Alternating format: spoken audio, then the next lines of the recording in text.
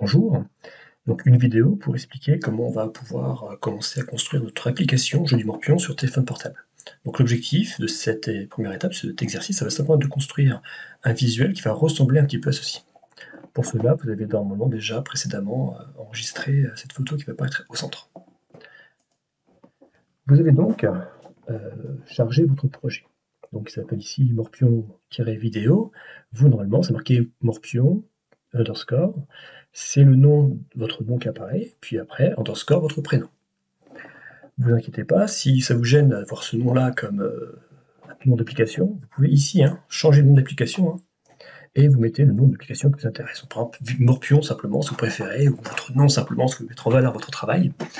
En tout cas, ça va être sur cet écran-là, screen 1 pour l'instant, que l'on va faire apparaître les premiers éléments. Donc cet écran-là va servir comme écran d'accueil à votre application. Il ne va pas être possible de changer son nom. Ici, c'est le seul élément, si je clique ici, je ne peux pas le renommer. Donc forcément, par défaut, ça va commencer par screen 1. Quand vous créerez d'autres écrans, par contre, à ce moment-là, vous pouvez les renommer et pouvoir interagir comme vous voudrez avec. Donc l'objectif, ça va être de commencer par créer le titre. Pour le titre, ça va être du texte, ça va être donc un label. Il suffit donc de cliquer, de déposer justement un texte pour label. On va ici le renommer pour que ce soit plus simple, parce qu'après sinon on aura plein de noms qui s'appellent dans le label, ça va être compliqué à savoir le rôle de chacun. Donc pour connaître le rôle, ici j'appelle titre. Ensuite, on va pouvoir ici gérer pas mal de choses. Alors le titre, on va dire, on va le mettre en gras, on va laisser aucune couleur de fond. La police, on va faire en sorte qu'il soit plus gros, donc on va dire la police de 20. Donc on voit ici que c'est beaucoup plus gros. Ici, la hauteur automatique, on va dire que la zone va prendre 30 pixels. Ça signifie que j'en ai 20 pour le texte et j'aurai un écart en dessous, afin qu'il y ait plus de lisibilité au niveau de votre titre. La largeur, on va faire en sorte de remplir tout le parent, c'est-à-dire on va faire en sorte de remplir tout l'écran en largeur. Ici, ce qu'on va devoir faire aussi, c'est choisir le texte. Le texte, on va marquer justement Jeu du Morpion. Donc dès que j'appuie sur Entrée, le texte automatiquement est modifié. Après l'alignement, ici on voit qu'on est collé à gauche, on va le centrer. Il suffit ici de cliquer sur Centre. Automatiquement, le nom est centré. Voilà pour le titre. Donc, vous voyez que c'est très simple d'utilisation. Il suffit simplement de glisser, déposer, puis jouer après sur les propriétés. Ensuite, ce qu'on va pouvoir faire, c'est expliquer le but du jeu, la règle du jeu. Donc là encore, c'est du texte. Donc là encore, on va faire un copier-déposer, pardon. Ici, ce label-là, on le renomme. On va l'appeler règle, par exemple, parce que c'est la règle du jeu. Ce texte-là, on va donner aussi une taille. Donc ici, on va dire que c'est en italique, pour différencier un peu du titre. La taille, on va dire que c'est 18. Après, vous pouvez mettre la taille que vous voulez, faites-vous plaisir en tout. Ici, je vais mettre 25 en hauteur, pour laisser aussi un peu d'espace. La largeur, toujours automatique, pour centrer. Ici, on va mettre le texte. Donc, je vais marquer but. Il faut expliquer rapidement à un joueur qui découvre ce jeu-là qu'est-ce qu'il doit faire. Donc, l'objectif, c'est d'aligner des carrés. Et ces carrés, ils vont être rouges ou bleus, suivant la couleur qu'on a choisi du joueur. Donc, ça apparaît bien ici. Là encore, je centre. Après, si vous ne trouvez pas ça très agréable, vous pouvez changer les paramètres, changer les couleurs aussi. La couleur du texte, je vais là choisir un peu grise, je vais mettre gris foncé, pour qu'il y ait une différenciation encore entre le titre et la règle du jeu. Après, n'hésitez pas à faire en sorte de... c'est votre application, donc faites en sorte de pouvoir avoir un visuel qui vous correspond, qui vous plaise. Le troisième élément qu'on va mettre maintenant, ça va être l'image.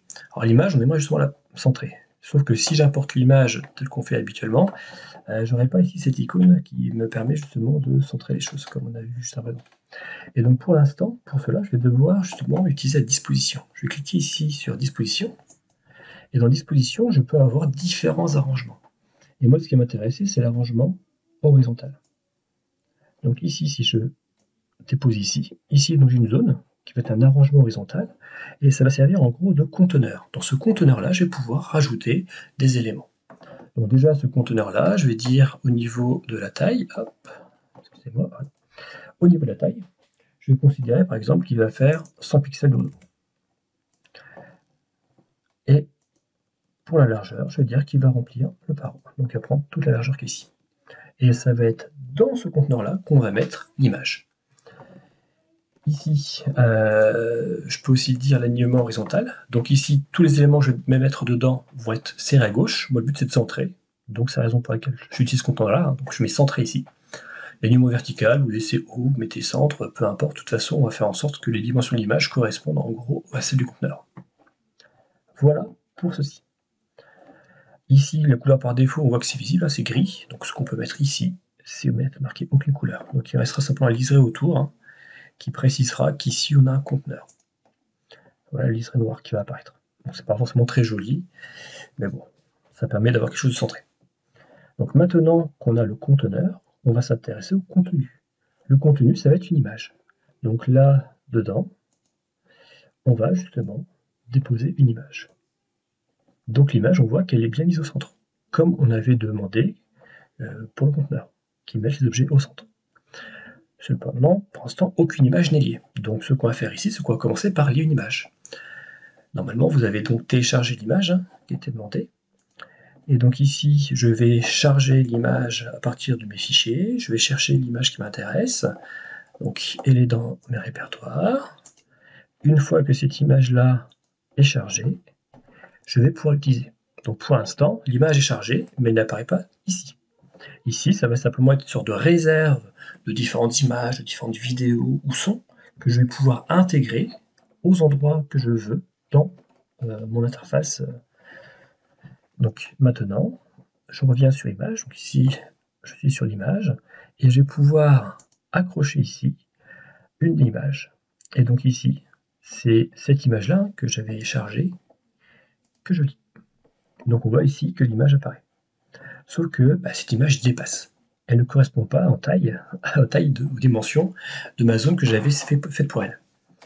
Dès lors, il suffit simplement de régler comme d'habitude hauteur et largeur. Donc la hauteur, je vais mettre 100 pixels, puisque c'était la taille de mon conteneur.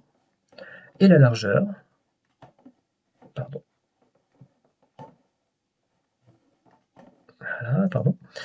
je vais mettre aussi 100 pixels. Donc on voit ici quelque chose, justement, l'image qui est centrée dans mon conteneur. Maintenant, on a fini ainsi la première étape. On a donc un visuel qui correspond à l'écran d'accueil. La suite du projet sera présentée dans une autre vidéo. À bientôt!